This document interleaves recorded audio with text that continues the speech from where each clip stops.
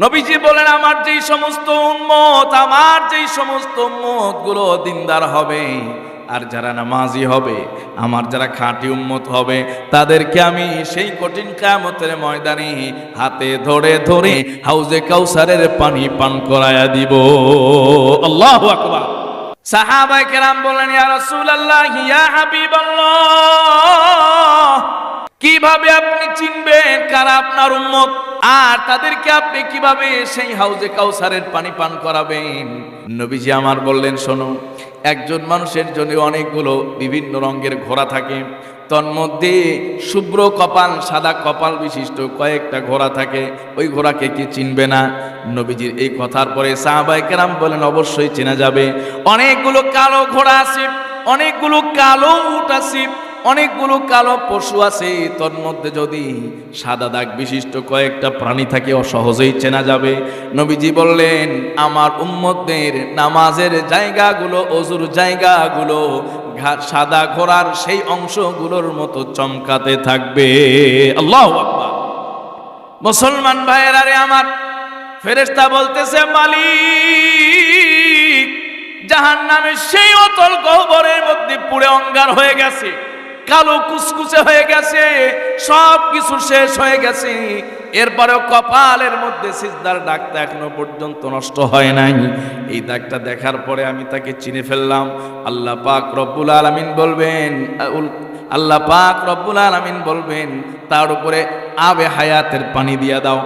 আল্লাহ পাকের আদেশ ক্রমে ফেরেশতা যখন তার উপরে জীবন নদীর পানি ঢেলে দিবেন, যখন তার উপরে ঢেলে দিবেন, জাহান্নামে পড়তে পড়তে যেই মানুষটা অঙ্গার হয়ে গেছে, শরীরের কোনো চিহ্ন নাই, একদম মুরগি পোড়াইলে যেমন রোস্ট হয়ে যায় সেরকম রোস্ট হয়ে গেছে, এমন একজন মানুষের উপরে যখন আল্লাহর কুদরতি হায়াতের পানি যখন ঢেলে দেওয়া হবে, সঙ্গে সঙ্গে মানুষটার চেহারা অনেক সুন্দর হয়ে যাবে।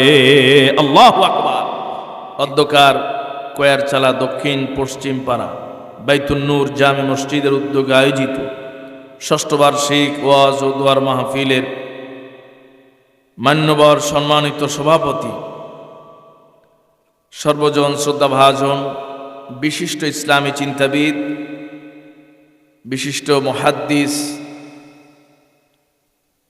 আল্লামা মুফতি দিন মোহাম্মদ ফারুকী দামাত বারাকাতুহুম, মঞ্চে উপস্থিত দেগার হাজরাত ওলামায়ে কেরাম, আমার সামনে উপস্থিত আমার সমবয়স্ক, আমার পিতৃতুল্য মুরব্বিয়ান, সমবয়স্ক তরুণ যুবক ভাইয়েরা, পর্দার আড়ালে অবস্থানরত আমার মা এবং ভগ্নীরা, আলোচনার শুরুতেই সর্বপ্রথম সেই রব্বে করিমের দরবারে আমরা শুকরগুজার হচ্ছি, শুকরিয়া আদায় করছি যে মহান রব্বে করিম আমাদেরকে এই কনকনে শীতের মধ্যে আরামের বিছানাকে ত্যাগ করে আল্লাহ এবং আল্লাহর রসুলকে পাওয়ার জন্য কোরআনের এই মহতি জালসার এই ময়দানে আমাদেরকে আসার মতো, বসার মতো তৌফিক দান করেছেন। সেই রব্বে করিমের দরবারে আমরা সকলেই কায়মনোবাক্যে হৃদয়ের সবটুকু ভালোবাসাকে উজাড় করে সমস্বরে উচ্চ কণ্ঠে কালিমাতুশ শুকর আদায় করি, আলহামদুলিল্লাহ। সমস্ত প্রশংসার মালিককে। কেউ যেটা পারে না পারে কে? কেউ যেটা দেখে না দেখেন কে? এই জন্য সব প্রশংসা একমাত্র কার জন্য? সম্মানিত ভাইয়েরা, আল্লাহ সুবহানাহু ওয়া তাআলা আমাদেরকে দয়া করে, মায়া করে, মহাব্বত করে আজকে এই মহতি জালসায় হাজিরা দেওয়ার তৌফিক দিয়েছেন। আমাদের চেয়ে অনেক শক্তিশালী, অনেক জ্ঞানী, বুদ্ধিজীবী, বিত্ত বৈভবের মালিক, আমাদের চেয়ে বহুদিক দিয়ে অনেক শ্রেষ্ঠ দুনিয়ার লেভেলে অনেক মানুষ এখনো পর্যন্ত বিছানায় কম্বলের নিচে, লেপের নিচে আরামে ঘুমাইতেছে অথবা শুয়ে আছে। কথা বলুন ঠিক কিনা? আল্লাহ সুবহানাহু ওয়া তাআলা এই সব বান্দাদের মধ্য থেকে নির্বাচিত করে আমাদের অনেক অযোগ্যতা, অনেক ত্রুটি, অনেক কমতি ঘাটতি থাকার পরেও কেবলমাত্র তিনি তার রহমতের দৃষ্টিতে ইশারা দিয়ে এই পর্যন্ত আসার তৌফিক দিয়েছেন। এজন্য আপনারা খুশি না বেজার? আরেকটু আওয়াজ করে বলুন, খুশি না বেজার? আপনারা এখানে এসে আপনারা কি লাভবান নাকি আপনাদের লস হয়েছে? সম্মানিত ভাইয়েরা, নবী করিম সাল্লাল্লাহু আলাইহি সাল্লামের একটি ছোট্ট হাদিস আপনাদেরকে শুনিয়ে আমি আমার নির্ধারিত আলোচ্য বিষয়ের দিকে চলে যাব। নবীজি বলেছেন, যারা এরকম মহতি জালসায় জিকিরের মজলিসে বসে যায়, আল্লাহ সুবহানাহু ওয়া তাআলা তাদেরকে নগদ 4টি পুরস্কার দিয়ে দেন। আওয়াজ করে পড়েন সুবহানাল্লাহ। যারা এখনো পর্যন্ত বিছানায়, দোকানে, বিভিন্ন স্টলে, রাস্তাঘাটে গল্পগুজব করছেন, আড্ডা দিচ্ছেন, আমি বলবো, যদি এই হাদিসটি শোনার পরেও তাদের অন্তর না গলে, মনে হয় আল্লাহ পাক তাদেরকে হেদায়েত দিবেন। এই মজলিসে আসার সাথে সাথেই ওই বান্দার আমল নামায় 1টি 2টি নয়, 4টি পুরস্কার যিনি দিবেন তিনি কে? আরেকটু আওয়াজ করে, তিনি কে? আল্লাহ পাকের হাবিব বলেছেন, লা ইয়াকুদু কওমুন ইয়াযকুরুনাল্লাহা আযজা ওয়া জাল্লা ইল্লা হাফাতহুমুল মালাইকা ওয়া গাশিয়াতহুমুর রাহমা ওয়া নাযালাত আলাইহিমুস সাকিনা ওয়া যাকারাহুমুল্লাহু ফীমান ইনদা। আওয়াজ করে বলুন আল্লাহু আকবার।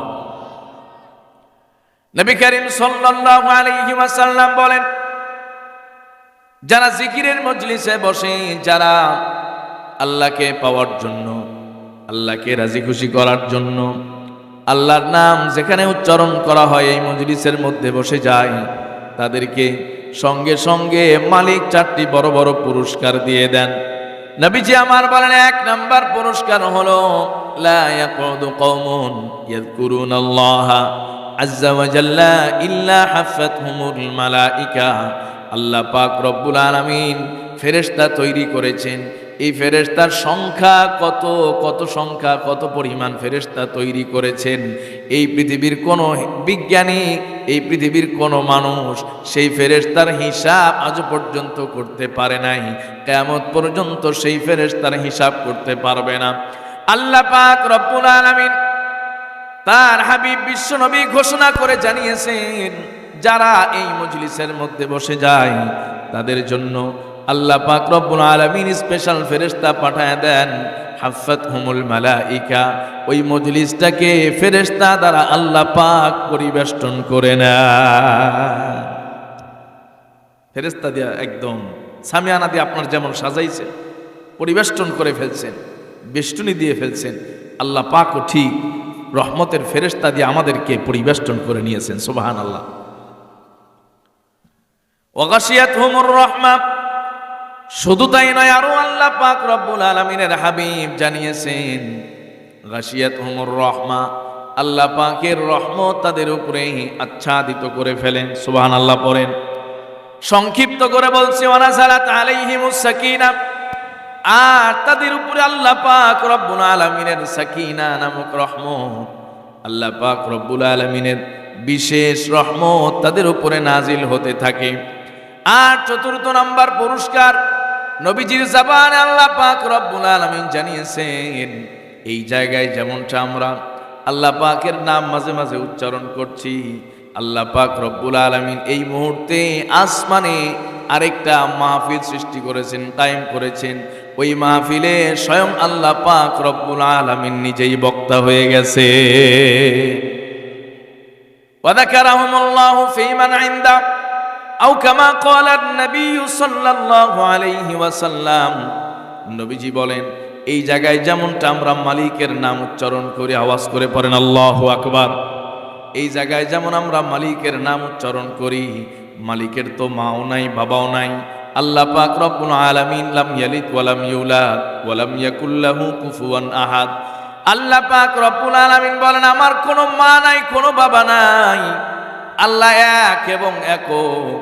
কিন্তু আমরা সেই এক সত্তার নাম যখনই উচ্চারণ করি, যখনই জবান দিয়ে উচ্চারণ করি, সঙ্গে সঙ্গে আল্লাহ পাক রব্বুল আলামিন আমাদের মা বাবা জ্ঞাতি গোষ্ঠী সহ সকলের নাম নিয়ে আসমানে ফেরেশতাদের সামনে আলোচনা করেন। সুবহানাল্লাহ। আল্লাহ পাক রব্বুল আলামিন অসংখ্য অগণিত ফেরেশতা তৈরি করেছেন। এই ফেরেশতার সংখ্যা কেউ বলতে পারে না, এই ফেরেশতার সঠিক সংখ্যা কেউ জানে না। শুধুমাত্র আপনাদেরকে একটা তথ্য দেয়া যায়, কি পরিমাণ ফেরেশতা তিনি তৈরি করেছেন। আল্লাহ পাক রব্বুল আলামিন বাইতুল্লাহ শরীফ বরাবর 7 আকাশের উপরে একটা ঘর তৈরি করেছেন, সেই ঘরটার নাম হলো বাইতুল মামুর। আল্লাহ পাক রব্বুল আলামিন পবিত্র কোরআনুল কারীমে বলেন, ওয়াল বাইতিল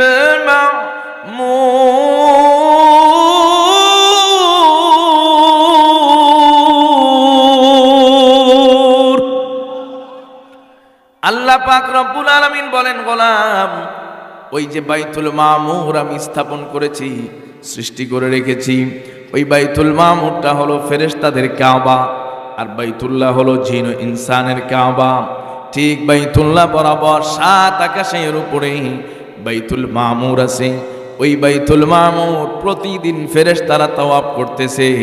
একজন ফেরেশতা যদি তার জীবনে কিয়ামত পর্যন্ত একবার তাওয়াফ করার সুযোগ পায়, দ্বিতীয়বার আর কোনোদিন তাওয়াফ করার সুযোগ পাবে না। আল্লাহু আকবার।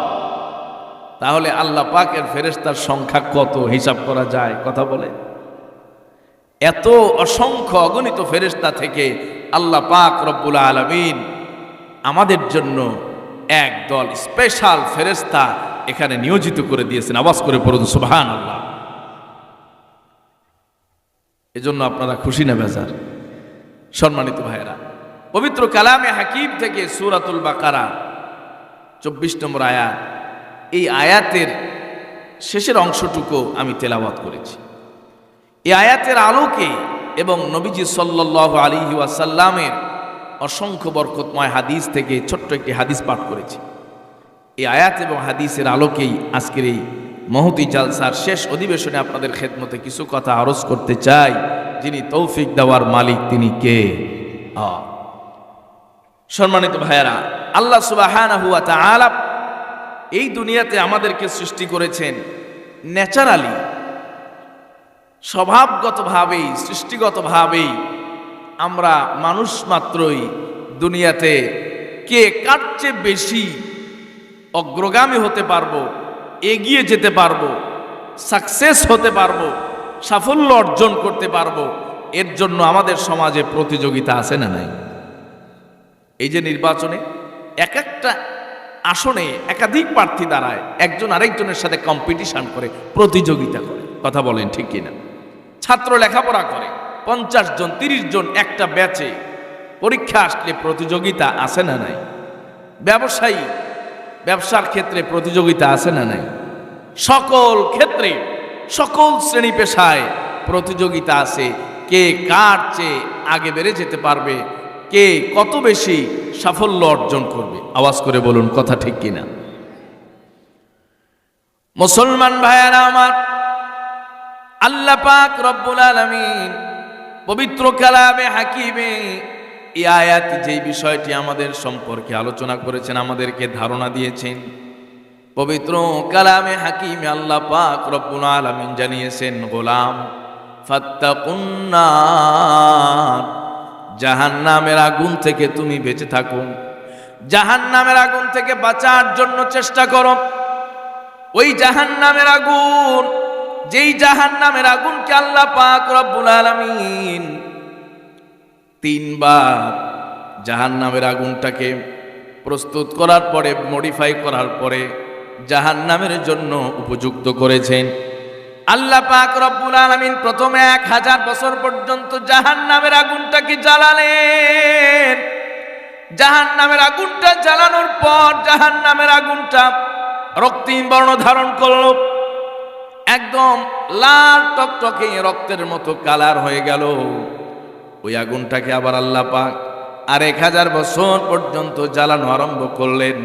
আবার জ্বালাইতে জ্বালাইতে ওই জাহান্নামের আগুনটা একদম সফেদ হয়ে গেল, সাদা বর্ণ ধারণ করলো। এরপরে আর 1000 বছর জ্বালাইতে জ্বালাইতে আল্লাহ পাক রব্বুল আলামিন ওই জাহান্নামের আগুনটাকে কালো বর্ণ ধারণ করলেন। জাহান্নামের আগুনটা সেই কালো বর্ণ ধারণ করলো। এমতো অবস্থায় আল্লাহ পাক রব্বুল আলামিন ওই জাহান্নামের আগুন, যেই জাহান্নামের আগুনটাকে জাহান্নামবাসীর জন্য নিয়োজিত করা হয়েছে, আল্লাহ পাক রব্বুল আলামিন পবিত্র কালামে হাকিমে আরেকটি সূরার মধ্যে বলেছেন, নারুল্লাহিল মুওয়াক্কাদাতুল্লাতী তাত্তালিউ আলাল আফইদা ইন্নাহা আলাইহিম মুসাদা ফি আমাদিম মুমাদ্দাদা। আল্লাহু আকবার। আল্লাহ পাক রব্বুল আলামিন জানিয়েছেন, গোলাম এই যে 3 বার 3000 বছর পর্যন্ত জাহান্নামের আগুন, এই আগুনটাকে জ্বালানোর পরে জ্বালিয়ে জ্বালিয়ে এটার তেজটাকে বাড়ানো হয়েছে, পাওয়ারটাকে বাড়ানো হয়েছে। এই পাওয়ারটাকে বাড়ানোর পরে সে আগুনটাকে জাহান্নামের মধ্যে রাখা হয়েছে, জাহান্নামীদেরকে জ্বালানোর জন্য রাখা হয়েছে। আল্লাহ পাক রব্বুল আলামিন বলেন, গোলাম, ওই জাহান্নাম বড় মারাত্মক কঠিন। ওই জাহান্নামের আগুন থেকে তুমি নিজেকে বাঁচানোর জন্য চেষ্টা করো। ওই জাহান্নামের আগুন দুনিয়ার আগুনের মতো নয়, ওই জাহান্নামের আগুনটা দুনিয়ার আগুনের মতো নয়। আল্লাহ তাআলা কালামে হাকিমে আরো জানিয়েছেন, ওই জাহান্নামের আগুনটা মানুষের শরীরে যেই জায়গায় টাচ করবে, সর্বপ্রথম মানুষের কলিজাটাকে জ্বালিয়ে পুড়িয়ে ভস্ম করে দিবে। আল্লাহু আকবার। সেই মারাত্মক জাহান্নামের আগুন থেকে আল্লাহ পাক রব্বুল আলামিন আমাদেরকে বাঁচতে বলেছেন। ফাত্তাকুন নার, বাঁচো সেই জাহান্নাম থেকে। ওয়াকুদুহান নাস ওয়াল হিজারা, যেই জাহান্নামের আগুনের জন্য ইন্ধন বানানো হয়েছে মানুষ এবং পাথরকে। প্রিয় মুসলমান ভাইয়েরা আমার, তাফসীর ইবনে কাসির খুললে পাবেন বিশ্ববিখ্যাত মুফাসসির আল্লামা ইবনে কাসির রাহমাতুল্লাহি আলাইহি তার এই বিখ্যাত তাফসীর কিতাবের মধ্যে উল্লেখ করেছেন। ওলামায়ে কেরাম ভালো বুঝবেন বিষয়টা, এরপরেও আপনাদেরকে বোঝানোর জন্য বলছি যে জাহান্নামের আগুনটা কত মারাত্মক হবে, কত কঠিন হবে। তাফসীরের কিতাবের মধ্যে এসেছে, সেই জাহান্নামের আগুনটাকে আল্লাহ পাক রব্বুল আলামিন কালো গন্ধক পাথর দ্বারা জ্বালাবেন। ওই পাথরের অস্তিত্ব এই দুনিয়াতে পাওয়া যাবে না।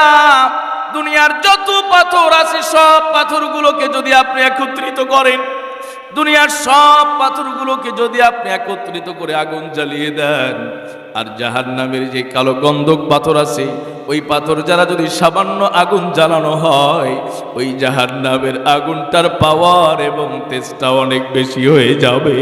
আল্লাহু আকবার। প্রিয় মুসলমান ভাইয়েরা রে আমার, কালো গন্ধক পাথরের দ্বারা জাহান্নামের আগুন জ্বালানো হবে। আল্লামা ইবনে কাসির রাহমাতুল্লাহি আলাইহি বলেছেন, এই যে আল্লাহ পাক রব্বুল আলামিন বলেছেন ওয়াকুদুহান নাস ওয়াল হিজারা, ওয়াকুদুহান নাস ওয়াল হিজারা, যেই জাহান্নামের আগুনের জন্য লাকড়ি হবে হলো মানুষ এবং পাথর। আপনাদের কাছে প্রশ্ন করতে চাই, মানুষ আল্লাহর সৃষ্টির মধ্যে সবচাইতে সেরা নাকি সবচাইতে নিকৃষ্ট? মানুষ হলো আল্লাহ পাক রব্বুল আলামিনের সৃষ্টির মধ্যে সবচাইতে শ্রেষ্ঠ। আল্লাহ পাক রব্বুল আলামিন কালামে হাকিমে জানিয়েছেন, ওয়ালাকাদ কাররামনা বনি আদম ওয়া হামালনাহুম ফিল বাররি ওয়াল বাহর ওয়া রাযাকনাহুম মিনাত তাইয়্যিবাত। আল্লাহু আকবার। এই মানুষকে আল্লাহ পাক রব্বুল আলামিন শ্রেষ্ঠত্ব দান করেছেন। এই বনি আদমকে আল্লাহ পাক রব্বুল আলামিন সবচাইতে মর্যাদা দিয়েছেন, সবচাইতে শ্রেষ্ঠত্ব দান করেছেন। এমন কি কেউ যদি বলে তুমি তারকার চাইতেও শ্রেষ্ঠ, এরপরেও কথাটা রাইট, জোরে বলেন সুবহানাল্লাহ। কেউ যদি কোনো মানুষকে বলে তোমার দাম আসমান জমিনের চাইতেও বেশি, তার চাইতেও কথা সঠিক, আওয়াজ করে বলেন সুবহানাল্লাহ। এত দামি মানুষ, এত শ্রেষ্ঠ মানুষ, কিন্তু ওই মানুষকে জাহান্নামের ইন্ধন বলা হয়েছে। ইন্ধন মানে হলো লাকড়ি।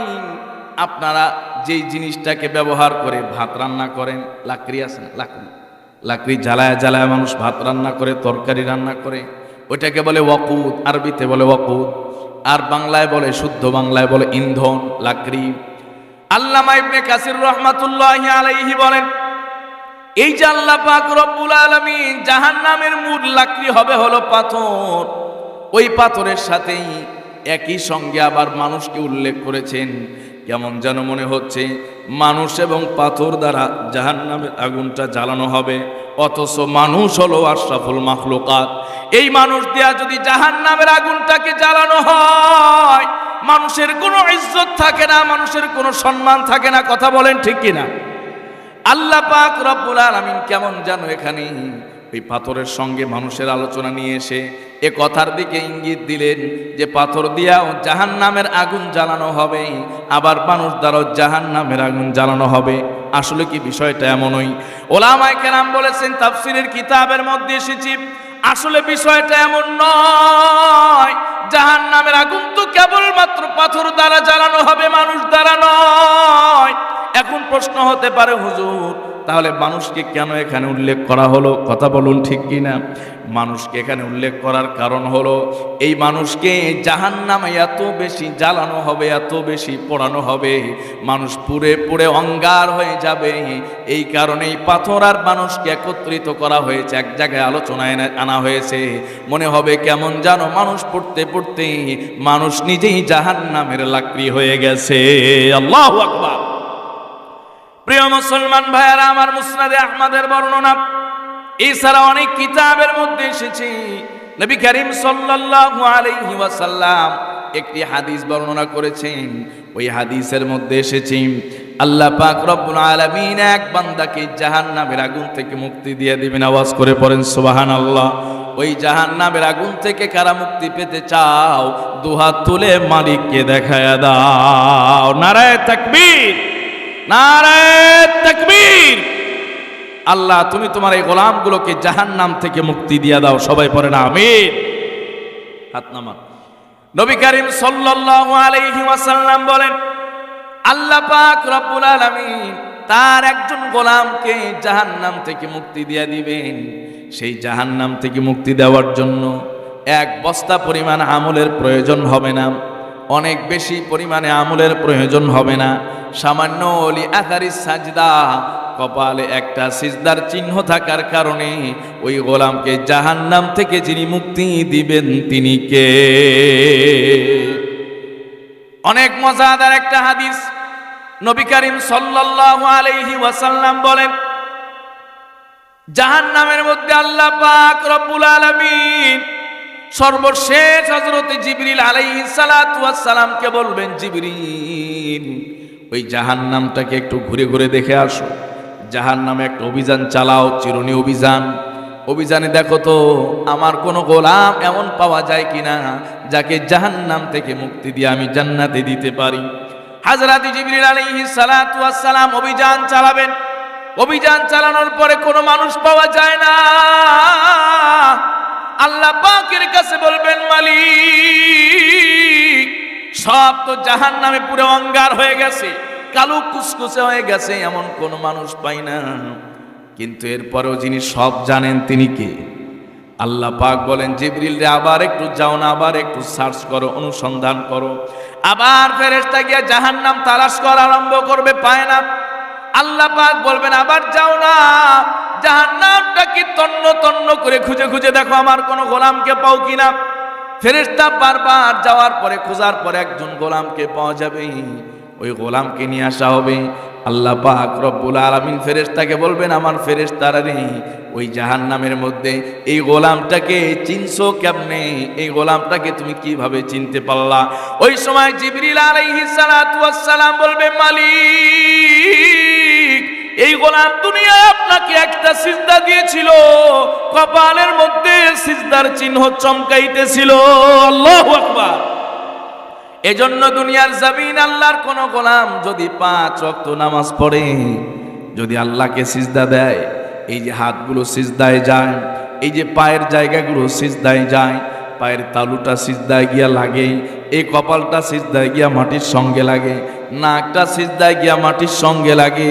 কিয়ামতের দিন হাদিস শরীফের মধ্যে এসেছে, হুররাম মুহাজ্জালিন নবী করিম সাল্লাল্লাহু আলাইহি ওয়াসাল্লাম কি ইবনে মাজার হাদিস, নাসাই শরীফের হাদিসের মধ্যে এসেছে, সাহাবায়ে কেরাম বললেন, নবীজি সাল্লাল্লাহু আলাইহি সাল্লামের কথার উত্তরে নবীজি বললেন, যারা এখনো পর্যন্ত আসে নাই তারা হলেন আমার ভাই। সাহাবায়ে কেরাম বললেন, আমরা কি আপনার ভাই নয়? নবীজি বললেন, তোমরা আমার ভাই এবং আমার সাহাবী। নবীজি বললেন, কিয়ামতের দিন আমি হাউজে কাউসারের পারে দাঁড়িয়ে থাকবো। আওয়াজ করে পড়েন সুবহানাল্লাহ। হাউজে কাউসারের পারে দাঁড়ায় থাকবো।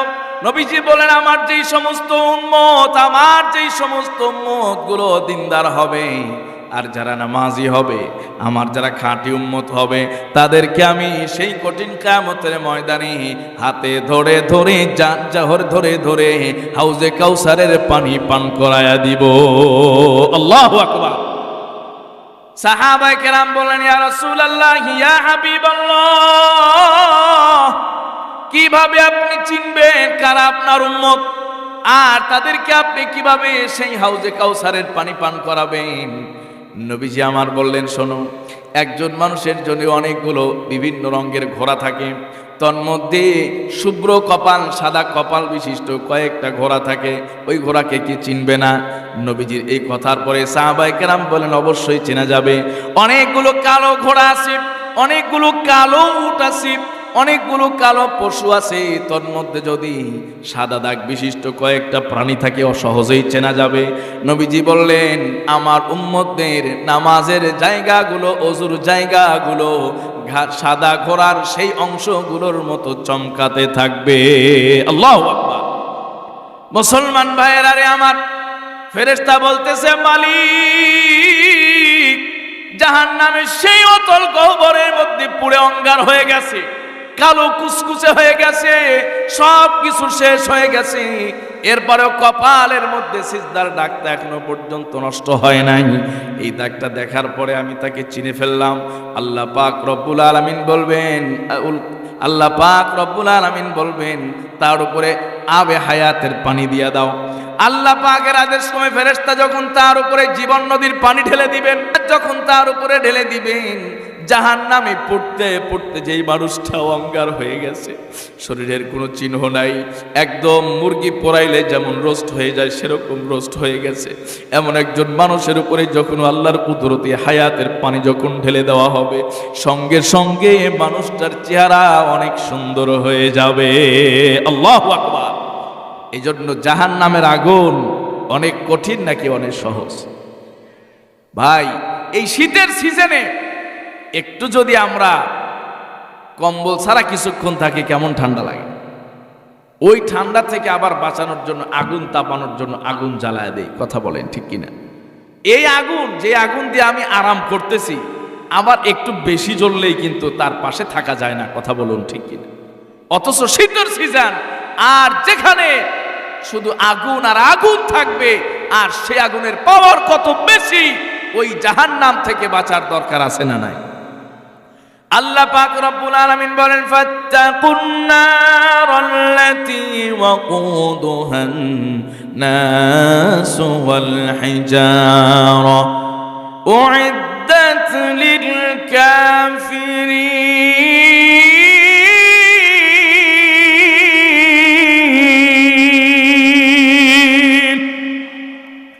আল্লাহ পাক রব্বুল আলামিন বলেন, গোলাম, ওই জাহান্নামের আগুন থেকে বাঁচো, যেই জাহান্নামে মানুষ যদি একবার যায়, মানুষ পুরো অঙ্গার হয়ে যায়, কয়লা হয়ে যায়। ওই যে ব্যক্তির কথা, হাদিস শরীফের কথা আমরা আলোচনা করছিলাম, ওই মানুষটার যখন চেহারা সুন্দর হয়ে গেল, আল্লাহ পাক রব্বুল আলামিন ওই বান্দাকে জান্নাতের কাছাকাছি একটা সুন্দর বড় সবুজ গাছের মধ্যে, গাছের নিচে, ছায়াদার গাছের নিচে রেখে দিলেন। আল্লাহ পাক রব্বুল আলামিন বললেন, গোলাম, তোমাকে আমি জাহান্নাম থেকে মুক্তি দিয়েছি, আর কি চাই? গোলাম বলল, মালিক, আর কিছু চাওয়া নাই, এই গাছের নিচে থাকবো, আরামে বাতাস খাবো। আওয়াজ করে বলেন সুবহানাল্লাহ। ওই বান্দা এখানে হাজার হাজার বছর পর্যন্ত কাটিয়ে দিল। এরপরে সামনে আর একটা বড় গাছ দেখা যায়, ওই গাছটা আরো সুন্দর, আরো বড়, ওইখানে বাতাসটা আরো বেশি লাগতেছে। আল্লাহ পাক রব্বুল আলামিনকে বান্দা বলে, মালিক, এই যে সামনে একটা বড় গাছ দেখা যায়, ওই গাছের নিচে একটু বসতে চাই। আল্লাহ বললেন, গোলাম, এই তো কিছুদিন আগে আমার সাথে ওয়াদা করেছিলাম যে এরপরে আর তুমি কিছুই চাইবা না। আল্লাহ তাআলা যখন এই কথা বলছেন, বান্দা বলে, মালিক, আমি ভুলে গেছি, আপনি তো ভোলা বান্দাদেরকে ক্ষমা করতে পছন্দ করেন। আওয়াজ করে পড়েন সুবহানাল্লাহ। এই জন্য হাদিস শরীফের মধ্যে আসছে, কুল্লু বানি আদম খাত্তাউন ওয়া খায়রুল খাত্তাইন আত-তাওয়াবুন। আল্লাহু আকবার। আল্লাহ পাক রব্বুল আলামিন বলেছেন, আল্লাহ পাক রব্বুল আলামিনের হাবিব বলেছেন, বান্দা তো সবাই গুনাহ করে, কিন্তু গুনাহগারদের মধ্যে একটা গুনাহগার আছে, শ্রেষ্ঠ গুনাহগার। সুবহানাল্লাহ পড়ে, মানে এরা গুনাহ করার পরেও এরা সবার চেয়ে শ্রেষ্ঠ।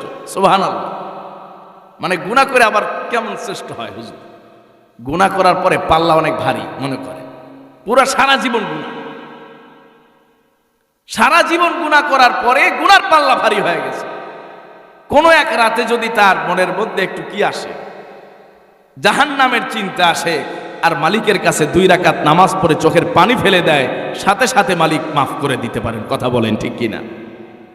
হাদিস শরীফের মধ্যে এসেছে যে যেই বান্দা তাওবা করে তার অতীতের গুনাহগুলো মাফ হয়ে যায়, আবার ওই গুনাহগুলোকে আল্লাহ তাআলা নেকি দ্বারা পরিবর্তন করে দেন। সুবহানাল্লাহ পড়েন। তো সে যত গুনাহ করেছিল এত নেকি তো আমরা করতেই পারি না। তাহলে হিসাবে ফলাফলে দেখা যাবে তার সব গুনাহ যদি নেকিতে রূপান্তরিত হয় আমাদের নেকির চাইতে বেশি হয়ে যাবে। কথা বলেন ঠিক কিনা? এই জন্য কিছু গুনাহগার গোলাম থাকবে যারা গুনাহ কইরাও আমার আপনার চেয়ে আল্লাহর কাছে বেশি প্রিয় হয়ে যাবে। সুবহানাল্লাহ। এই বান্দাগুলো কোন বান্দা? যেই বান্দাগুলো গুনাহ করার পরে আল্লাহর কাছে চোখের পানি ফেলে তাওবা করতে পারে। আওয়াজ করে বলুন ঠিক কিনা?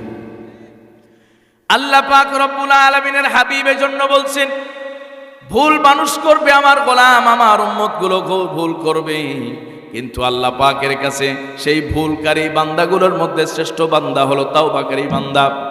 ওই গোলাম ওই সময় মালিককে বলবে, মালিক, বনি আদমের অভ্যাস হলো ভুলে যাও, আমি তো ভুলে গেছি, আপনি আবার আমাকে একটু সামনের গাছের নিচে দিয়ে দেন।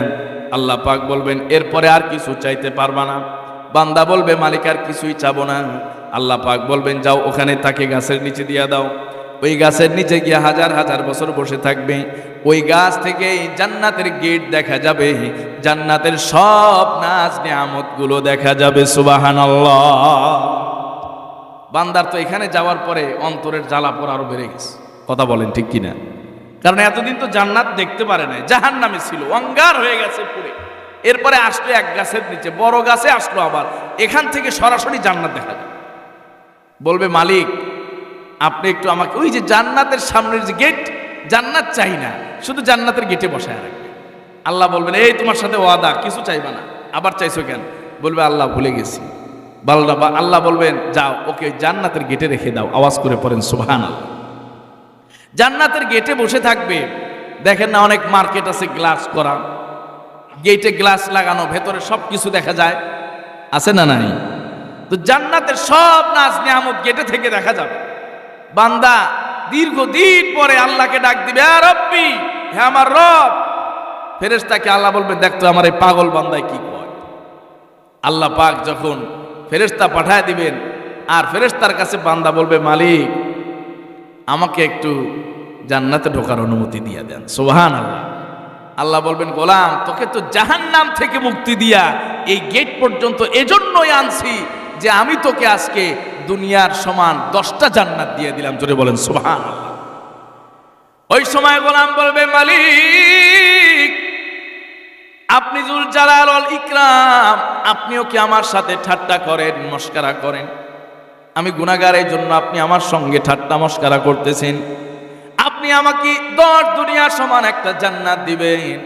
আল্লাহ পাক রব্বুল আলামিন বলবেন, রে গোলাম, আমি কোনো সময় ঠাট্টা করি না, মস্করা করি না। একজন ইমানদারের জন্য জান্নাতের সর্বনিম্ন যে পুরস্কার আমি রেখেছি, সেই পুরস্কারটা হলো দুনিয়ার চাইতে 10 গুণ বড় একটা জান্নাত। আল্লাহু আকবার। প্রিয় মুসলমান ভাইরা আমার, বলছিলাম, এই যে জাহান্নাম থেকে এই বান্দা মুক্তি পেয়ে গেল, জাহান্নামের আগুন থেকে গোলামটা মুক্তি পেয়ে গেল, এবং 10 দুনিয়ার মতো একটা জান্নাত পেয়ে গেল। এই জান্নাত পাওয়ার জন্য ওই গোলামের তেমন কোনো পুঁজি ছিল না, তেমন কোনো আমল ছিল না। ওই গোলামের দুনিয়ায় আল্লাহ পাক রব্বুল আলামিনকে সিজদা দেওয়ার কারণে মাথার মধ্যে, কপালের মধ্যে একটা সিজদার চিহ্ন ছিল। এই কারণেই আল্লাহ পাক রব্বুল আলামিন তাকে মাফ করে দিয়েছেন। সুবহানাল্লাহ। হতে পারে আমাকে আর আপনাকেও একদিনের কোরআনের এক তেলাওয়াত শোনা, একটা আয়াতের কারণেই আমাকে মাফ করে দিতে পারেন। কথা বলেন ঠিক কিনা? হতে পারে 1 ঘন্টার বয়ানে 2টি হাদিস শুনেছিলাম, এই হাদিস শুনে কিছু আমল করেছিলাম, সেই আমলের উসিলে আমাদেরকে আল্লাহ মাফ করে দিতে পারেন। কথা বলুন ঠিক কিনা? এগুলোই কিয়ামতের দিন আমাদের নাজাতের জরিয়া হবে, নাজাতের উসিলা হবে। সম্মানিত ভাইরা, এই জন্য আল্লাহ পাক রব্বুল আলামিন বলেছেন, গোলাম, ওই জাহান্নামের আগুন থেকে তুমি বাঁচার চেষ্টা করো। ওয়াকুদুহান নাস ওয়াল হিজারা উইদ্দাত লিল কাফিরিন। আল্লাহ আরো বলছেন, গোলাম রে, ওই জাহান্নামটাকে আমি সৃষ্টি করেছি কাফেরদের জন্য, ইমানদারদেরকে আমি জাহান্নামে দিতে চাই না। আল্লাহু আকবার। মুসলমান ভাইয়েরা আমার, এই জন্য যারা দুনিয়াতে ইমানদার, আল্লাহ পাক রব্বুল আলামিনের উপরে বিশ্বাস রাখে, আল্লাহ পাক রব্বুল আলামিনের উপরে অটল অবিচল আস্থা রাখি, যারা আল্লাহ পাকের খাঁটি গোলাম হয়ে যায়, ইমানদার হয়ে যায়, তাদের জন্য জাহান্নামের আগুন নয়, আল্লাহ পাক রব্বুল আলামিন তাদের জন্য জান্নাত তৈরি করে রেখেছেন। আল্লাহ পাক রব্বুল আলামিন পবিত্র কালামে হাকিমে জানিয়েছেন, কুল্লু নাফসিন যায়িকাতুল মাউত সুম্মা ইলাইনা তুরজাউন। সুম্মা ইলাইনা তুরজাউন, সবাইকে আল্লাহর কাছে ফিরে যেতে হবে। কথা বলেন ঠিক কিনা? আল্লাহ আরো বলেছেন, ওয়া ইন্নামা তুওয়াফাউনা উজুরাকুম ইয়াউমাল কিয়ামা ফামান যুহজিহা আনিন নার ওয়া উদখিলাল জান্নাতা ফাকাদ ফাজ। আল্লাহ পাক বলেছেন, এই যে মৃত্যুর পরে আল্লাহর কাছে ফিরে যেতে হবে, আল্লাহর কাছে যাওয়ার পরে বান্দা তুমি যদি জাহান্নাম থেকে মুক্তি পেয়ে জান্নাতে প্রবেশ করতে পারো, তাহলেই তুমি প্রকৃত কামিয়াব।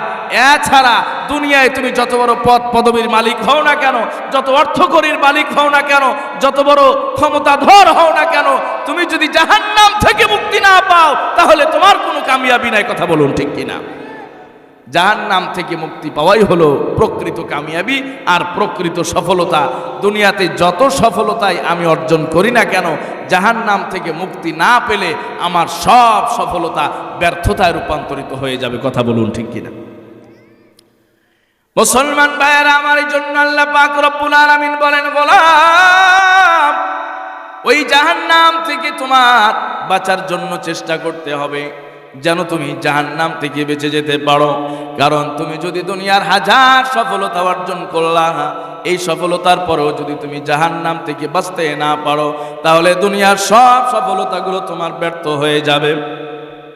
হযরত ওমর ফারুক রাদিয়াল্লাহু তাআলা আনহু, জলিলুল কদর সাহাবী, ইসলামের দ্বিতীয় খলিফা, এত বড় একজন সাহাবী, নবীজি সাল্লাল্লাহু আলাইহি ওয়াসাল্লামের কত খেদমত করেছেন, ইসলামের কত খেদমত করেছেন, যাদেরকে আল্লাহ পাক রব্বুল আলামিন দুনিয়াতে থাকাকালীন জাহান্নাম থেকে মুক্তি দিয়ে জান্নাতের সার্টিফিকেট দিয়েছিলেন। এমন একজন মানুষ, যেই মানুষটি আল্লাহ পাক রব্বুল আলামিনের হাবিব, তাকে স্বয়ং আল্লাহ পাকের কাছ থেকে দোয়ার মাধ্যমে তাকে চেয়ে নিয়েছিলেন। জোরে বলেন সুবহানাল্লাহ। এমন একজন পারসন, নবীজি তার ইসলামের জন্য দোয়া করেছিলেন, আল্লাহ আপনি হয়তো ওমর ইবনুল খাত্তাব এবং আবু জাহাল ইবনুল হিশাম, আবুল হাকাম ইবনুল হিশাম, এই দুইজনের যে কোনো একজনকে আপনি ইসলামের জন্য কবুল করে ইসলামটাকে আপনি শক্তিশালী করে দেন। আল্লাহ পাক রব্বুল আলামিন যেই মানুষটার জন্য দোয়া কবুল করেছিলেন, সেই মানুষটা হলো হযরত ওমর রাদিয়াল্লাহু তাআলা আনহু। আল্লাহ পাক রব্বুল আলামিন সেই মানুষের মতামতের উপরে, সেই মানুষের চিন্তা চেতনার উপরে কোরআনে অনেকগুলো জায়গায় 15 থেকে 17টি জায়গায় আয়াত নাজিল করেছেন। এমন একজন পারসন, এমন একজন মানুষ, এমন একজন গোলাম, যাকে দুনিয়াতে থাকতে আল্লাহ পাক রব্বুল আলামিন জান্নাতের সার্টিফিকেট দিয়েছেন। আল্লাহ পাক রব্বুল আলামিনের এত বড় একজন শ্রেষ্ঠ গোলাম, নবীজির এত বড় একজন জালিলুল কদর সাহাবী, মৃত্যুর আগে হযরতে আব্দুল্লাহ ইবনে ওমরকে, তার সন্তানকে বলতেছেন, আব্দুল্লাহ রে, আমার চেহারাটাকে একটু মাটির সঙ্গে লাগিয়ে দাও। আল্লাহু আকবার। হযরতে ওমরের মতো মানুষ, হযরতে ওমরের মতো মানুষ আমার চেহারাটাকে একটু মাটির সাথে লাগায় দাও।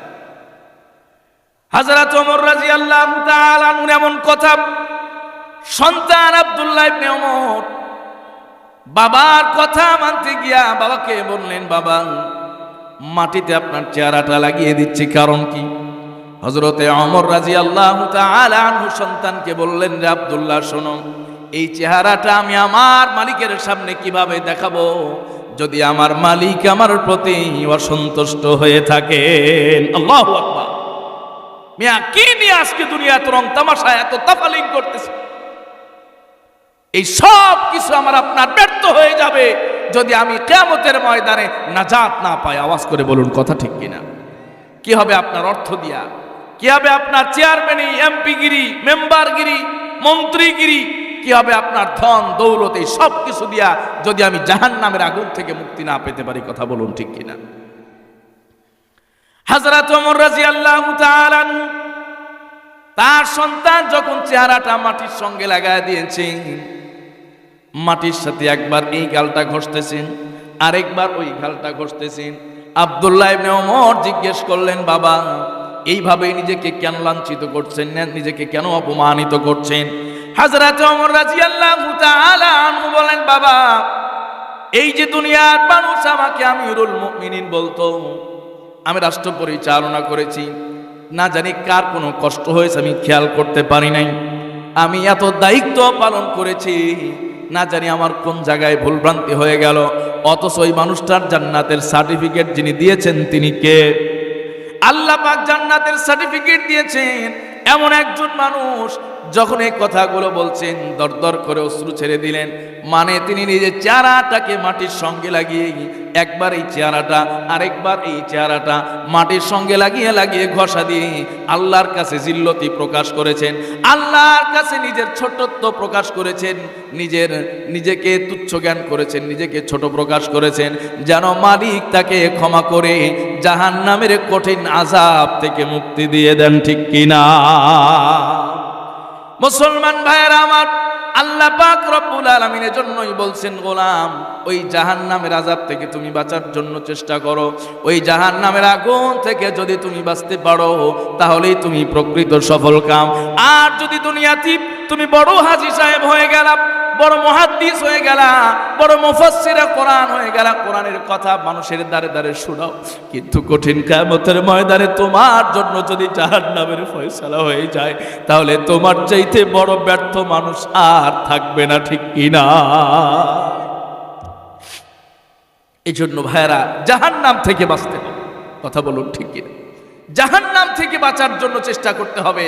আজকের দুনিয়াতে আপনি ডানে বামে সামনে পেছনে সর্বত্রই তাকান, মানুষ কেবলমাত্র জাহান্নামের দিকে হুমড়ি খেয়ে পড়তেছে। কথা বলুন ঠিক কিনা? আজকে আপনি যুব সমাজের দিকে তাকান, কলিজা ফেটে যায়, কলিজা ফেটে যায়, চৌচির হয়ে যায়। কাকে দেখাবো? আজকে যুব সমাজ মদ, জুয়া, জেনা, আড্ডা, ব্যভিচার এই সব কিছু নিয়ে তারা আজকে জাহান্নামের দিকে চলে যাচ্ছে। কথা বলুন ঠিক কিনা? আজকে আমরা আধুনিক রাষ্ট্র গঠন করতেছি, রাস্তাঘাটের উন্নয়ন হচ্ছে, আজকে আপনার বিদ্যুতের উন্নয়ন হচ্ছে, আজকে দেশের কত উন্নয়ন হচ্ছে, উন্নয়নের রোল মডেলে চলে গেছি। কিন্তু এদিক দিয়ে আমার কলিজার টুকরো যুব সমাজ আজকে ধ্বংস হয়ে জাহান্নামের দিকে চলে যাচ্ছে। কারোর কোনো কথা নাই। কথা বলুন ঠিক কিনা? আজকে এই যুব সমাজকে জাহান্নাম থেকে আমাদের ফিরাইতে হবে, জাহান্নাম থেকে আমাদেরকে বাঁচাইতে হবে। আজকে নারী সমাজ, আপনারা হয়তো গ্রামে থাকেন, পর্দা কিছুটা হলেও আছে। আর এই ময়মনসিংহে আলেম ওলামা বেশি, মাদ্রাসা বেশি। আমরা জানি যে এই ময়মনসিংহের মানুষ একটু দিন প্রিয়। আজকে যদি আপনি শহরে যান, একটা গ্রামের বাজারেও দেখবেন অসংখ্য নারীরা আজকে পর্দা ছাড়া বাজারের মধ্যে হাঁটাচলা করে। কথা বলুন ঠিক কিনা? সম্মানিত ভাইয়েরা, মা বোনেরা আজকে যে হারে জাহান্নামের দিকে ধাবিত হচ্ছে, মনে বড় দুঃখ লাগে, কষ্ট হয়। উম্মত আজকে জাহান্নামের দিকে যাওয়ার এক প্রতিযোগিতা শুরু করে দিয়েছে।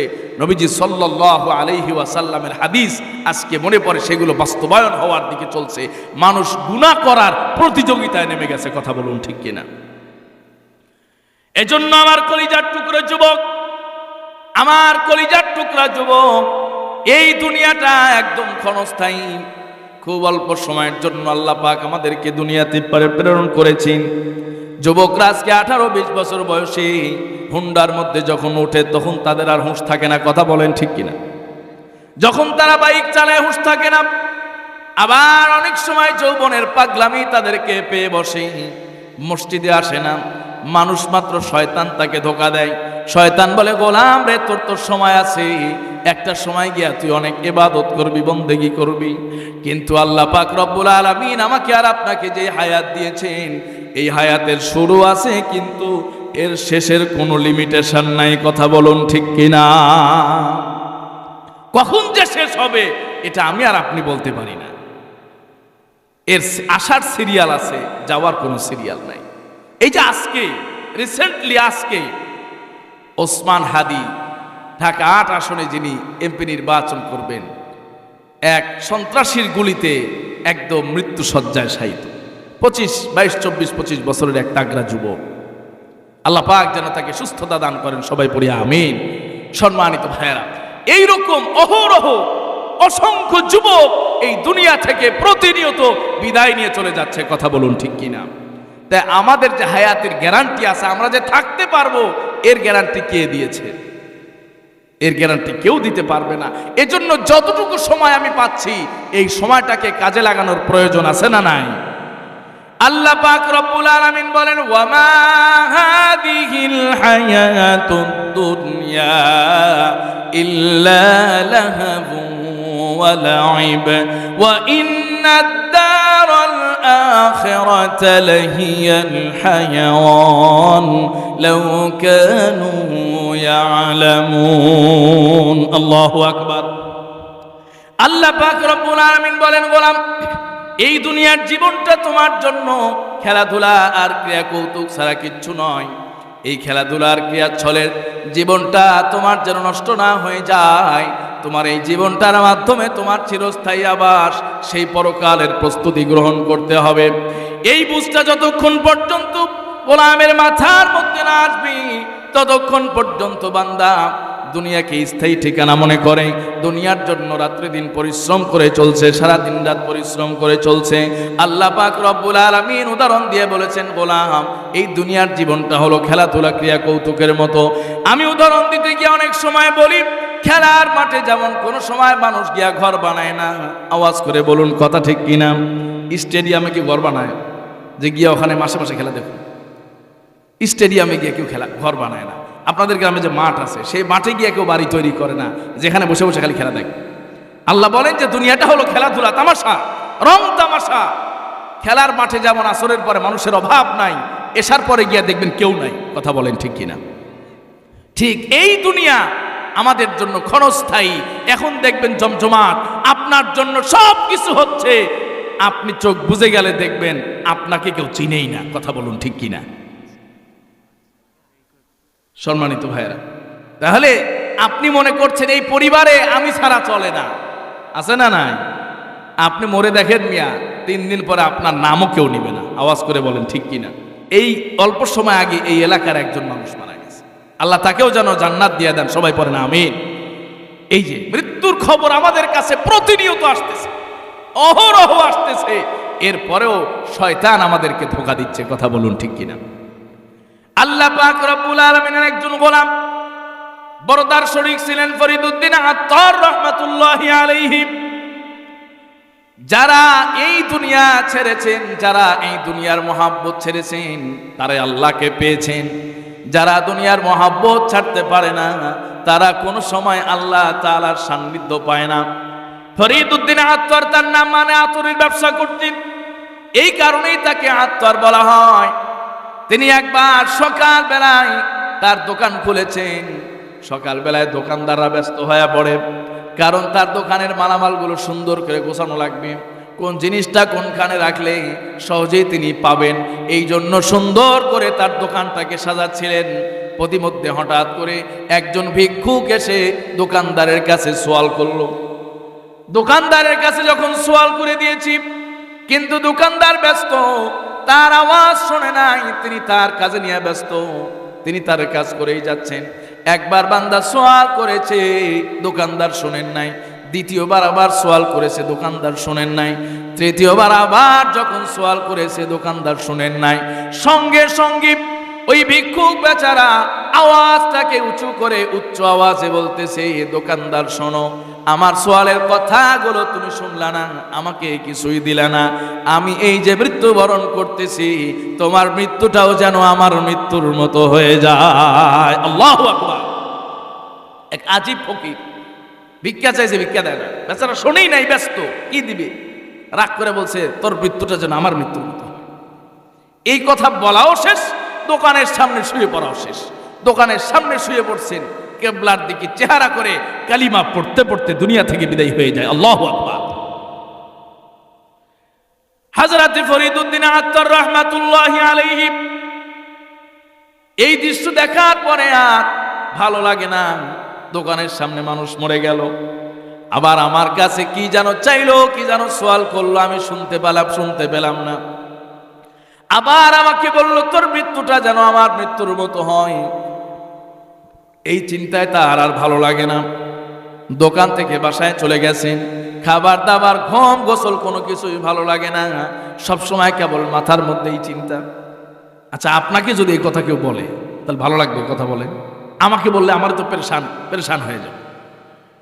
ফরিদউদ্দিন আত্তার রহমাতুল্লাহি আলাইহি পেরেশান অবস্থায়, রাত্রিবেলায় ঘুম আসে না। ফকির বেচারা কি বলল? আবার বলল তোর যেন মৃত্যু আমার মৃত্যুর মতো হয়। আবার কেমন কথা? এই কথা বলে তার ছোট্ট একটা গাট্টি ছিল, গাট্টিটা এক পাশে রেখে সুন্দর করে শুয়ে কেবলার দিকে চেহারা দিয়ে কালিমা পড়তে পড়তে দুনিয়া থেকে বিদায় হয়ে গেল। সারা রাত ঘুমানোর চেষ্টা করলেন, 1 মিনিটের জন্য নিদ্রা আসে না। হযরত ফরিদউদ্দিন আত্তার চিন্তা করলেন ওই ফকিরের ঘটনা নিয়ে। ওই ফকির কি বলল? ফকির বলছে তোর যেন আমার মৃত্যুর মতো মৃত্যু হয়। ফরিদউদ্দিন আত্তার চিন্তা করলেন তার মতো মৃত্যু যদি আমি অর্জন করতে চাই তাহলে ওই বেচারার তো কোনো ব্যবসা নাই। কথা কোন ঠিক কিনা? এত একজন ভিক্ষুক, কোনো ব্যবসা বাণিজ্য নাই, তার দুনিয়ার কোনো ব্যস্ততা নাই। ওই ফকিরের দুনিয়ার কোনো বড় দোকান নাই, দুনিয়া নিয়ে তার কোনো ব্যস্ততা নাই, ছোট্ট একটা পোটলা নিয়ে ভিক্ষা করে আর ঘুরে। ফরিদউদ্দিন আত্তার চিন্তা করলেন আমি যদি দোকানের মধ্যে বসে থাকি, আমি যদি ব্যবসা বাণিজ্য নিয়ে বসে থাকি তাহলে দুনিয়া পাওয়া যাবে, কিন্তু কালিমার মৃত্যু কিন্তু অর্জন করা যাবে না। ঠিক কিনা? ফরিদউদ্দিন আত্তারের অন্তর্দৃষ্টি খুলে গেল। যখনই তার অন্তর্দৃষ্টি খুলে গেছে তখনই বাড়িতে পরিবারের সদস্যদেরকে জানায় দিলেন আজ থেকে আমি সিদ্ধান্ত নিয়ে নিলাম এই ব্যবসা বাণিজ্য আমি ছেড়ে দিয়ে দিলাম, আর ব্যবসায় বসবো না, দোকানে বসবো না। যেই দোকান আমাকে আল্লাহ থেকে বিমুখ করে দেয়, যেই দোকান আমাকে মালিকের শরণ থেকে বিমুখ করে দেয়, যেই দোকান আমাকে আল্লাহকে ভুলে দেয়, ওই দোকান একজন ইমানদার করতে পারে না। কথা বলুন ঠিক কিনা? যেই রাজনীতি তোমাকে আল্লাহ থেকে বিমুখ করে দেয়, যেই কৃষি তোমাকে আল্লাহ থেকে বিমুখ করে দেয়, যেই চাকরি তোমাকে আল্লাহ থেকে বিমুখ করে দেয়, যেই ব্যবসা বাণিজ্য দুনিয়ার ব্যস্ততা তোমাকে আল্লাহর থেকে বিমুখ করে দেয়, কোন ইমানদার এমন দুনিয়ার ইনকামের ব্যবস্থা করতে পারে না। কথা বলুন ঠিক কিনা? ফরিদউদ্দিন আত্তার সিদ্ধান্ত নিলেন আর কোন ব্যবসা বাণিজ্য করবেন না, কারণ এই দুনিয়ার মধ্যে তিনি যদি ডুবে থাকেন আর দুনিয়া নিয়ে তিনি যদি ব্যস্ত থাকেন ওই ফকিরের মতো কালিমা নিয়ে ইন্তেকাল করতে পারবেন না। এজন্যই কবি বলছেন চুয়া হেঙ্গে রফতান কুনান জানে পাক চেবর তখতে মুরদান চেবর রোয়ে খাক জাহায় বেরাদার নামানাত বাকাস দিলন্দর জাহা ফরি বন্দে বস মাকুন তকিয়া বর মুলকে দুনিয়া ও পুস কে বিসিয়ারে কস চুত পরওয়ার দো গোশ চুয়াহেঙ্গে রফতান কুনান জানে পাক চেবর তখতে মুরদান চেবর রোয়ে খাক। আল্লাহু আকবার। কবি বলেন শোনো গোলাম, সবার এক সময় মৃত্যুর ডাক চলে আসবে। কে 10 তলায় মরবে আর কে গাছতলায় মরবে, মালিকের কাছে কোনো পার্থক্য নাই, মালিকের কাছে কোনো পার্থক্য নাই। কেউ যদি 10 তলায় শুয়ে শুয়ে রুমের মধ্যে মরে আর কেউ যদি গাছতলায় শুয়ে শুয়ে মরে, এই দুইজনের মৃত্যুর মধ্যে, এই দুইজনের মধ্যে কোনো পার্থক্য মালিকের কাছে নাই। কোনো গোলাম যদি গাছতলায় মরে আর যদি মালিকের উপরে ঈমান নিয়ে কবরে যেতে পারে, ওই গোলামটাকে যিনি জান্নাতবাসী করবেন তিনি কে? আর একটু আওয়াজ করে তিনি কে? আর কোন গোলাম সিঙ্গাপুরে গিয়ে মারা গেল, আমেরিকার হোয়াইট হাউসে শুয়ে শুয়ে মারা গেল, লন্ডনে বসে বসে মারা গেল, কিন্তু ঈমান ছাড়া যদি কবরে যায় তার জন্য জাহান্নামের আগুন রেডি আছে না নাই? ফরিদউদ্দিন আত্তার চিন্তা করলেন আর দুনিয়ার পেছনে ঘুরে লাভ নাই, কারণ এই দুনিয়া নিয়ে ঘুরলে এই ফকিরের মতো কালিমা নিয়ে মরতে পারবো না। কথা বলুন ঠিক কিনা? বললেন ব্যবসা আজ থেকে বিদায়, দুনিয়া আজ থেকে ক্লোজ, সবকিছু বন্ধ, বাস একটা ছোট্ট গাট্টিলিয়া বসলা নিয়া বের হয়ে গেলেন আল্লাহকে পাওয়ার জন্য। আওয়াজ করে বলেন সুবহান। প্রিয় মুসলমান ভাইয়েরা আমার, হযরত ফরিদউদ্দিন আত্তার রহমাতুল্লাহি আলাইহি তার জীবনটাকে চেঞ্জ করে ফেলছেন একটা কথার মাধ্যমে। এত সুন্দর করে কিন্তু ফকির ওয়াজ করে নাই, এত কোরআনের আয়াত বলেন নাই, এত হাদিসও শুনান নাই। কথা বলেন ঠিক কিনা? এত আয়াত বলছিলেন, এত হাদিস বলছেন, এত সুর দিছেন, কিছুই করেন নাই। জাস্ট বলছে তোর মৃত্যুটা যেন আমার মৃত্যুর মতো হয়ে যায়। যার সবক হাসিল করার এক কথায় সবক হাসিল হয়ে যায়। কথা বলুন ঠিক কিনা? ফরিদউদ্দিন আত্তর এক কথায় তিনি তার জীবন পরিবর্তন করে ফেলেছেন। আজকে আমাদের হাজারো মাহফিলে জীবন পরিবর্তন হয় না। কথা বলেন ঠিক কিনা? এখন মাহফিল হয়েছে এক রং তামাশা।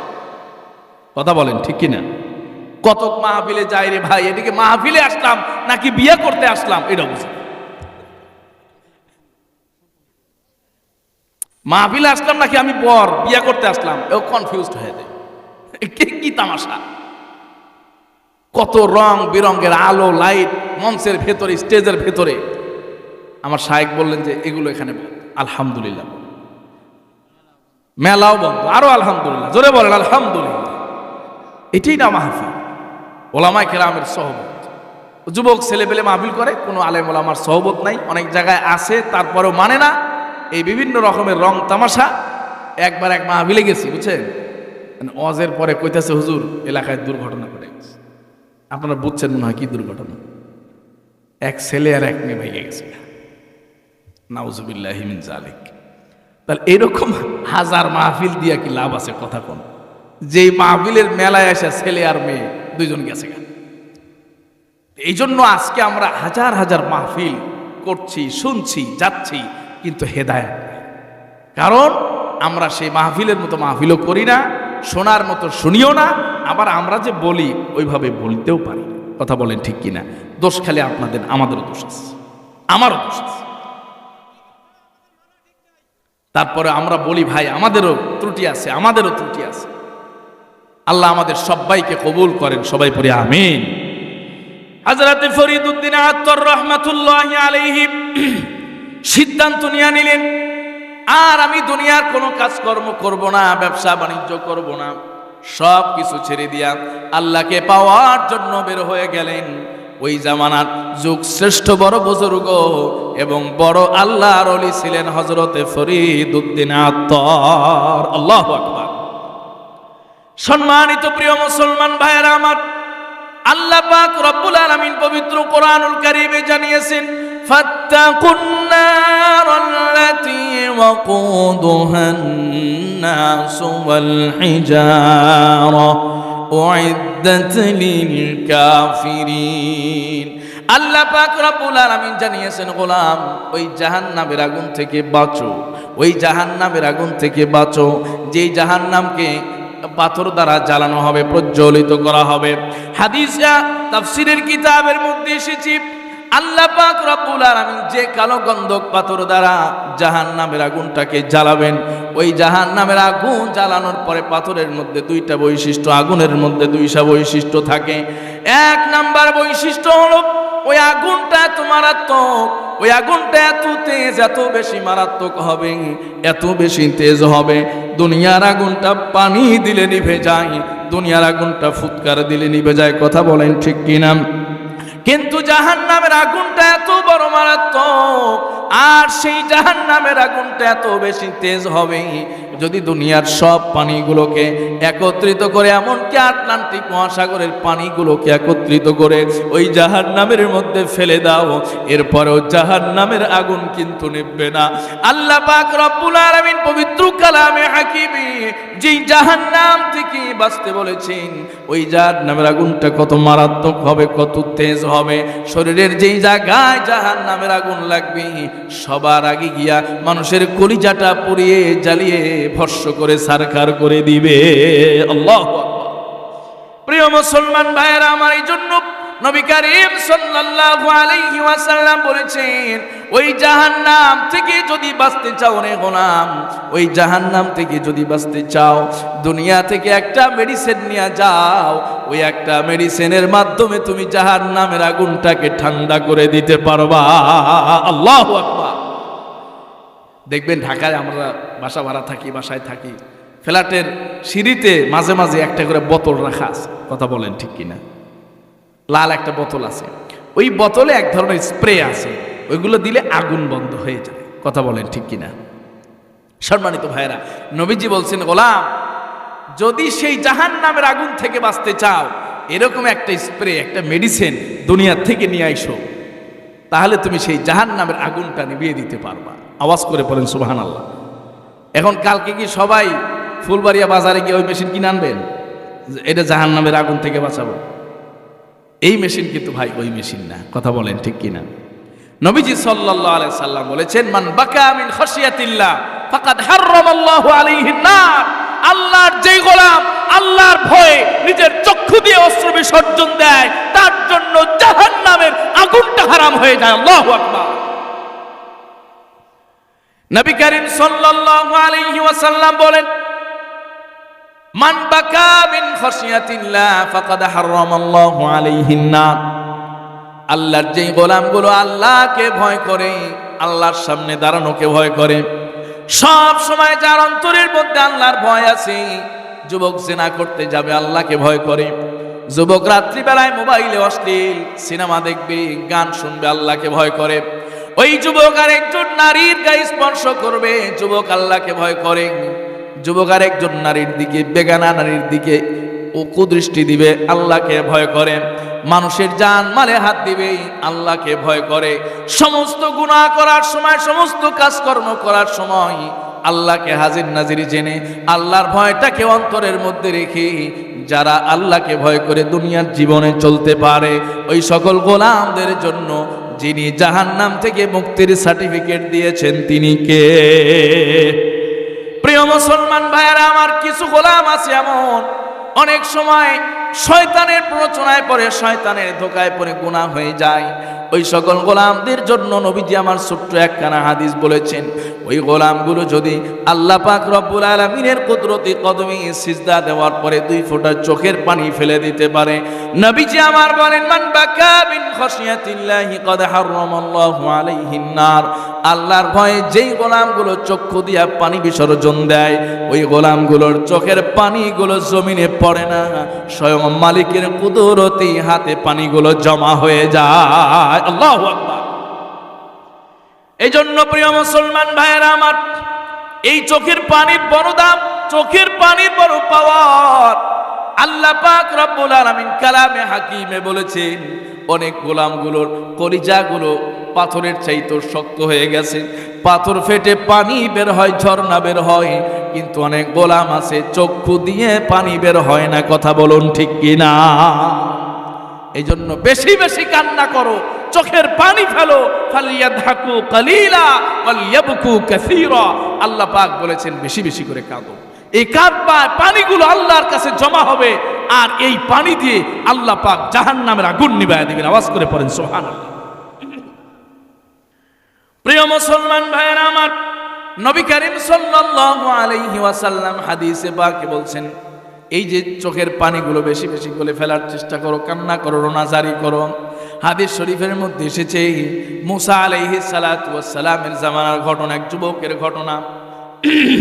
ওই যুবক সারা জীবন তেমন কোনো ইবাদত করে নাই, কোনো বন্দেগী করে নাই, কোনো আমল করে নাই। একবার মুসা আলাইহিস সালাতু ওয়াস সালাম আল্লাহ পাককে একটা আজগুবি প্রশ্ন করলেন। মুসা আলাইহিস সালামের কাম ছিল আজগুবি মাঝে মধ্যে প্রশ্ন বলছেন, আল্লাহ এই বর্তমান পৃথিবীতে সবচেয়ে বড় গুনাহগারকে, এটা আমি একটু দেখতে চাই। আল্লাহ বললেন যে তুমি এর দেখে কি করবা? মুসা আলাইহিস সালাম বললেন, মালিক সে যে গুনাহ করে এত বড় পাপিষ্ট হলো, ওই গুনাহ থেকে আমি বেঁচে থাকতে চাই। আওয়াজ করে পড়েন সুবহানাল্লাহ। তাহলে একজন পয়গম্বরও গুনাহ থেকে বেঁচে থাকতে চায়, অথচ তার আগে পরে সব গুনাহ মাফ। কথা বলেন ঠিক কি না? হযরত মুসা আলাইহিস সালাম বললেন, মালিক সে আপনার যে নাফরমানি করার কারণে এত বড় পাপিষ্ট হয়ে গেল, আমি সেই নাফরমানি থেকে বেঁচে থাকতে চাই।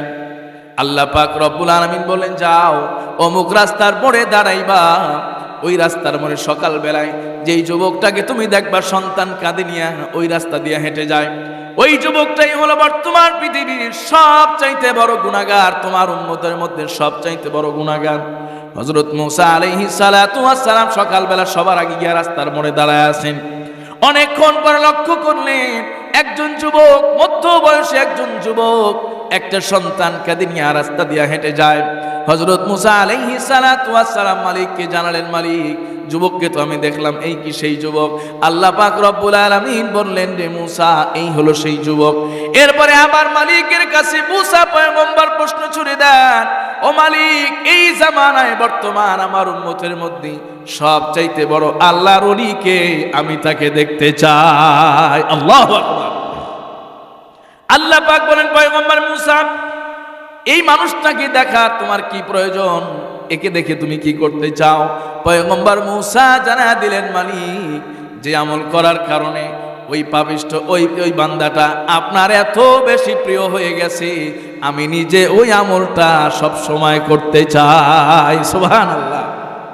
ওই আমলটা শুনতে চান? অবশ্যই ওই আমলটা শুনে আমরা ইনশাআল্লাহ বিদায়ের দিকে যাব। মূসা আলাইহিস সালাতু ওয়াস সালাম আল্লাহর কাছে যখন এই ফরিয়াদ করছেন, আল্লাহ বলছেন, মূসা, যেখানে সকালে দাঁড়াইছিলা ওইখানে আবার গিয়ে দাঁড়াইবে। মালিক, কোন সময়? ঠিক সন্ধ্যার আগে। হযরত মূসা আলাইহিস সালাম আর দিন যায় না, অপেক্ষার সময় যায় না। কথা বলেন ঠিক কিনা?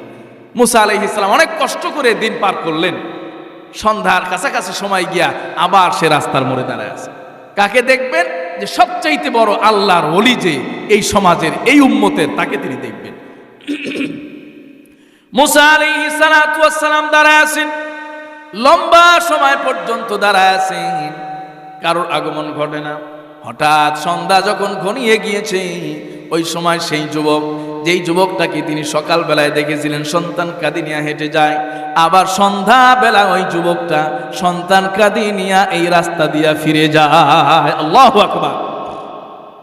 মূসা আলাইহিস সালাতু ওয়াস সালাম ওই যুবককে দেখার পরে অনেকক্ষণ পর্যন্ত অবস্থান করেছেন। মালিকের পক্ষ থেকে অর্ডার হলো, মূসা, তোমাকে তো আমি সেই বুজুর্গ দেখাইলাম। মূসা পয়গম্বর বলে, মালিক, এত কোনো বুজুর্গ দেখলাম না, সকালবেলা সেই পাপিষ্ঠ যুবকটাই তো আমি দেখলাম। আল্লাহ পাক রব্বুল আলামিন জানায় দিলেন, মূসা, ওই সকালবেলার পাপিষ্ঠ যুবক সন্ধ্যা বেলায় সব চাইতে বড় আল্লাহর ওলি আর বুজুর্গ হয়ে গিয়েছে। আল্লাহু আকবার। মূসা আলাইহিস সালাম বড় আশ্চর্য হয়ে গেল, মালিক, সকালবেলা যেই যুবকটা সবচেয়ে বড় গুনাহগার আমার উম্মতের, আর বিকেল বেলায় আবার সেই মানুষটা সবচেয়ে বড় বুজুর্গ হয়ে গেল, কারণ আল্লাহ পাক বললেন, ছোট্ট একটা কাজ করেছে, তার সমস্ত গুনাহ মাফ করে দিয়েছি, আবার গুনার সমপরিমাণ যে গুনাহ যে ছিল সেই সমপরিমাণ আবার নেকি তার আমল নামায় জমা হয়ে গেছে। সুবহানাল্লাহ। মূসা আলাইহিস সালাতু ওয়াস সালাম বলেন, মালিক, আমি জানতে চাই আপনার ওই গোলামটা কোন আমল করার কারণে আপনার কাছে এত মর্যাদাবান হয়ে গেল, প্রিয় হয়ে গেল? আল্লাহ পাক রব্বুল আলামিন জানাইলেন, রে মূসা, সকালবেলায় যখন একটা অবুঝ বাচ্চা কাঁধে নিয়ে, মাথা কাঁধের উপরে নিয়ে যখন হেঁটে যাচ্ছিল, ওই সন্তান বাবার সাথে কথা বলতেছিল। বাবা যখন তার সঙ্গে কথাবার্তা বলছে, সন্তান, শিশু বাচ্চা অনেক সময় আশ্চর্য আশ্চর্য প্রশ্ন করে। ওই সময় তার সন্তান বলতেছেন, বাবা, এই যে আমি আর আপনি হেঁটে যাচ্ছি, সামনে একটা বড় পাহাড় দেখা যায়, এই পাহাড়ের চাইতে বড় আরো কিছু আছে কি? বাবা সন্তানকে বোঝানোর জন্যছে, বাবা, আমরা এই পাহাড়টা পার হয়ে গেলে আরেকটা বড় মরুভূমি পাইবা, এই পাহাড়টার চাইতেও মরুভূমিটা অনেক বড়। সন্তান আবার বলে, বাবা, ওই মরুভূমির চাইতেও আরো বড় কিছু আছে কি? ওই সময় বাবা বলতেছে, ওই মরুভূমির পরে একটা আমাদের নদী আছে, ওই নদীর পরিমাণটা মাঠের চাইতেও অনেক বড়। সন্তান আবার বলে, বাবা, ওই নদীর চাইতেও বড় আরো কিছু আছে নাকি? ওই সময় বাবা সারা জীবন গুনাহ করেছে, পাপ করেছে, আল্লাহর আদেশ মানে নাই। যুবক বাবার সঙ্গে সঙ্গে সন্তানকে আর কি দিয়ে বুঝাবে, কি দিয়ে আর তাকে উদাহরণ দিবে? ওই সময় সন্তানকে বুঝানোর জন্য বলতেছে, বাবারে, ওই নদীর চাইতে আমাদের এলাকার আর বড় কিছু নাই, তবে একটা জিনিস আছে, সেটা হলো তোমার বাবার গুনাহ। আল্লাহু আকবার। সন্তান যখন এই কথা শুনছি, সন্তান তো আর গুনাহ বুঝে না, সন্তান তো আর নদী নালা বুঝে না, পাপ পঙ্কিলতা বুঝে না। সন্তান আবার বাবাকে প্রশ্ন করে, বাবা, এই যে গুনার কথা বলেছো, এই গুনার চাইতে বড় কিছু আছে কি? ওই সময় বাবা সন্তানকে কাঁধে নিয়ে হাঁটতেছে আর চোখের পানি ফেলতেছে। আল্লাহ পাক রব্বুল আলামিনের রহমতের দরিয়ায় জোশ খেলে গেছে। সঙ্গে সঙ্গে বাবার জবান থেকে বের হয়েছে, সন্তান রে, আমার গুনাহ যত বেশি হোক না কেন, পরিমাণে যত বড় হোক না কেন, এর চাইতে আমার মালিকের দয়া আরো বড়। আল্লাহু আকবার। ওই সময় যখন যুবক চক্ষু দিয়ে অশ্রু বিসর্জন দিয়েছি, চক্ষু দিয়ে অশ্রু ছেড়ে দিয়েছে, আর সন্তানকে বোঝানোর জন্য নিজের গুনাহটাকে বড় মনে করেছে। এরপরে আল্লাহ রহমতটাকে বড় সাগর, রহমতের সাগরটাকে বড় মনে করেছে। আল্লাহ পাক রব্বুল আলামিন বান্দার এই বিষয়টা, নিজের গুনাহটাকে বড় মনে করা, মালিকের ক্ষমাটাকে বড় মনে করা, ক্ষমা চাওয়ার অনুভূতি সৃষ্টি হয়ে যাওয়া, এটা বড় পছন্দ হয়েছে, মহাব্বত হয়েছে। আল্লাহ পাক রব্বুল আলামিন তার ফেরেশতাদেরকে খবর দিয়া জানায় দিলেন, আমার ফেরেশতারা রে শোনো, আমার এই গোলামটার নাম এতদিন পর্যন্ত সব চাইতে বড় পাপিষ্ঠের খাতারে প্রথম নাম্বারে ছিল। আজকে আমি তার প্রতি এত বেশি খুশি হয়েছি, তার ওই চোখের পানিগুলো আমার বড় পছন্দ হয়েছে। আজকে যাও যাও, তার নামটাকে সেখান থেকে কর্তন করে আমার যত নিকটের বান্দা আছে, ওলি বান্দা আছে, বুজুর্গ বান্দা আছে, তাদের খাতায় সবার উপরে গোলামের নামটাকে লিখে দাও। আল্লাহু আকবার। এজন্য প্রিয় মুসলমান ভাইয়েরা আমার, কঠিন কিয়ামতের ময়দানে জাহান্নামকে আল্লাহ পাক রব্বুল আলামিন যখন নিয়ন্ত্রণ করবেন, জাহান্নামের যখন গর্জন শুরু হয়ে যাবে, জাহান্নাম বলবে হাল মিন মাজিদ, হাল মিন মাজিদ, শুধু আরো চাই, আরো চাই, আরো চাই।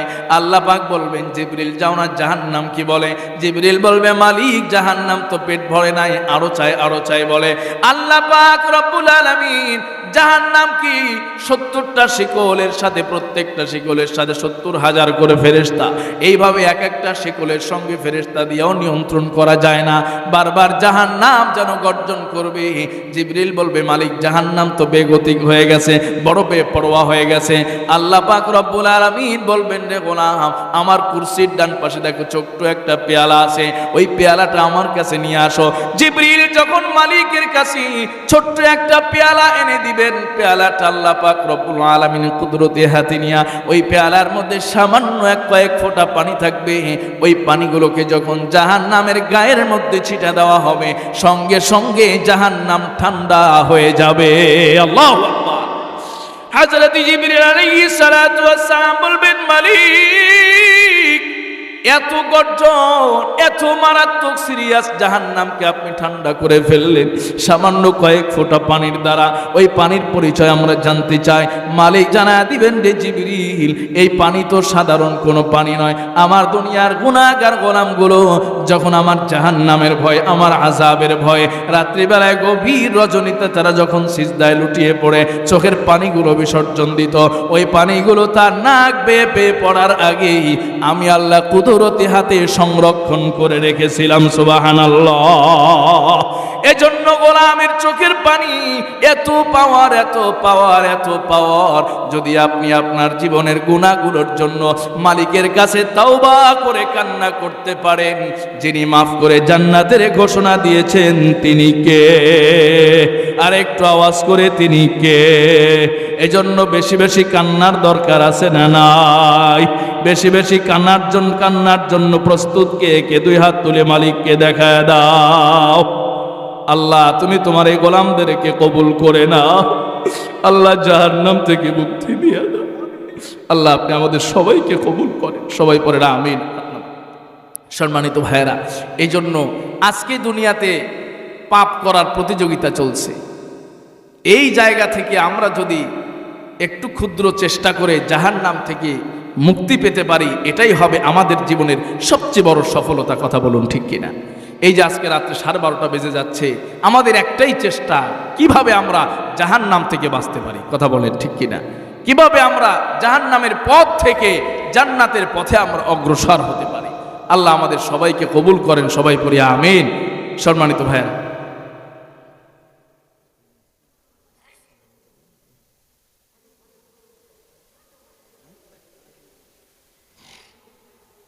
সম্মানিত ভাইয়েরা, আমরা আখেরি মোনাজাতের দিকে একদম চলে এসেছি, কাছাকাছি চলে এসেছি। তো আপনাদের মহতারাম হযরত খতিব সাহেব হুজুর বলছেন যে আপনারা জানেন এই মাহফিলটা হলো মসজিদের উদ্যোগে। কিসের উদ্যোগে? মসজিদের উদ্যোগে।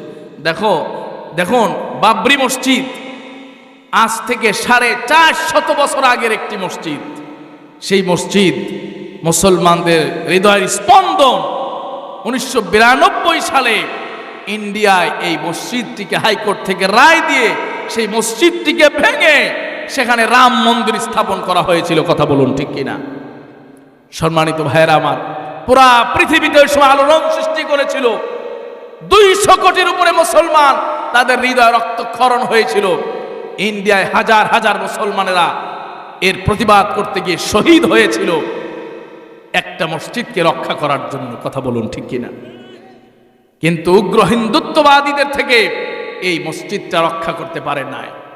আজকে দীর্ঘ এতদিন পরে আবার সেই ইন্ডিয়ায় প্রায় 300 কোটি টাকা ব্যয়ে আরেকটি বাবরি মসজিদ হুমায়ুন নামে এক ব্যক্তি নির্মাণ করতে যাচ্ছে। আওয়াজ করে পড়েন সুবহানাল্লাহ।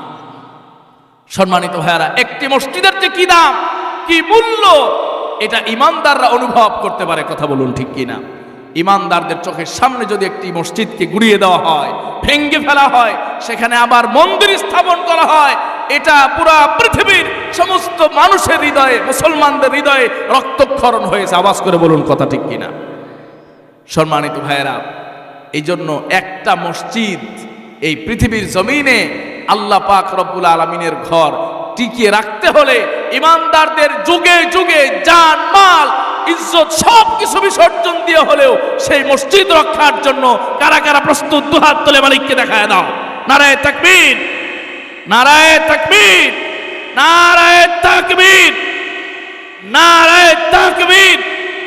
ইসলামের আলো, আল কোরআনের আলো, নারায়ে তাকবীর।